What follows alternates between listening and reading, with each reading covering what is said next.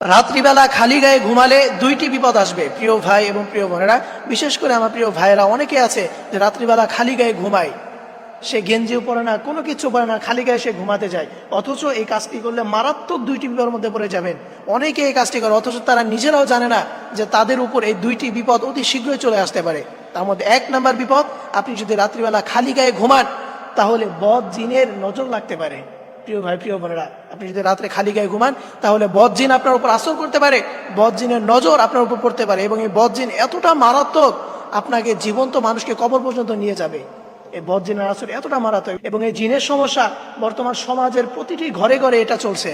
এই জিনের সমস্যা খুবই মারাত্মক, এবং অনেকে আছে জিন জাদুকে বিশ্বাস করতে চায় না।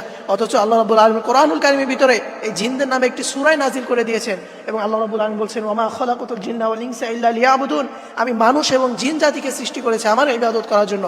সুতরাং বোঝা গেল জিন হচ্ছে আল্লাহ তাআলার একটি সৃষ্টি, এবং জিন হচ্ছে তিন প্রকার। এক প্রকার যারা আকাশে বাতাসের সাথে উড়ে বেড়ায়, এবং দ্বিতীয় নাম্বার প্রকার যারা দুনিয়াতে সাপ, কুকুর, বিড়াল ইত্যাদি প্রাণীর আকৃতি ধারণ করতে পারে, এবং তৃতীয় নাম্বার প্রকার যারা দুনিয়াতে মানুষের সাথে উঠা বসা করে, মানুষের সাথে খাওয়া দাওয়া করে, এবং মানুষের সাথেই চলাফেরা করে। সুতরাং মানুষের ভিতরে যেমন ভালো এবং খারাপ রয়েছে, তেমনইভাবে জিনদের ভিতরেও ভালো এবং খারাপ রয়েছে। এবং এই দুষ্ট জিনের নজর যদি কারো উপর পড়ে, দুষ্ট জিনের প্রভাব যদি কারো উপর পড়ে, তাহলে তার এই জীবন আর জীবন থাকে না, তার এই পুরো জীবনটা একদম ধ্বংস করে দিবে। তার যে কি পরিমাণ ক্ষতি করতে পারে এটা আপনি কল্পনাও করতে পারবেন না। এই জন্য এই জিন জাদুকে অনেকে বিশ্বাস করতে চায় না। এটা অনেক ক্ষেত্রে আপনার ইমানও থাকবে না আপনি যদি এটা অবিশ্বাস করেন। এই জন্য জিনকে অবশ্যই বিশ্বাস করতে হবে। আল্লাহ তাআলার একটা সৃষ্টি, এটা আল্লাহ তাআলার একটা সৃষ্টি, এটা অবশ্যই আপনাকে বিশ্বাস করতে হবে। এবং আপনি যদি রাত্রে খালি গায়ে ঘুমান তাহলে এক নাম্বার আপনার যে বিপদ আসবে, বদ জিনের নজর আপনার উপর পড়বে, আপনার জীবনটা একদম শেষ হয়ে যাবে। এই জন্য কখনো আপনি খালি গায়ে ঘুমাবেন না। এবং দ্বিতীয় নম্বরে যেই বিপদ হবে সেটা হচ্ছে যে আপনার দুই কাঁধে দুই ফেরেশতারা থাকে, কিরামান কাতিবিন ইয়ালামুনা মা তাফআলুন। দুইজন ফেরেশতা, তারা আপনার সকল আমলনামা লিখতে থাকে। এই দুজন ফেরেশতা আপনাকে দেখে লজ্জা পেয়ে যায়, এই জন্য তারা আপনার জন্য দোয়া করে না।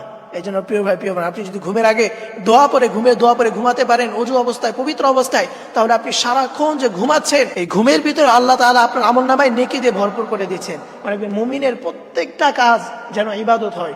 এই জন্য প্রিয় ভাই প্রিয় বোন, রাত্রি কখনো খালি গায়ে ঘুমাবেন না। অবশ্যই আপনি গায়ে কিছু পরবেন এবং পবিত্র অবস্থায় ঘুমাবেন, তাহলে দেখুন ফেরেশতারা আপনাকে পাহারা দিবে এবং আপনার আমলনামায় সওয়াব লিখতে থাকবে, এবং সারা রাত আপনার দুনিয়ার সকল ক্ষতি থেকে আপনাকে ফেরেশতারা হেফাজত করবে।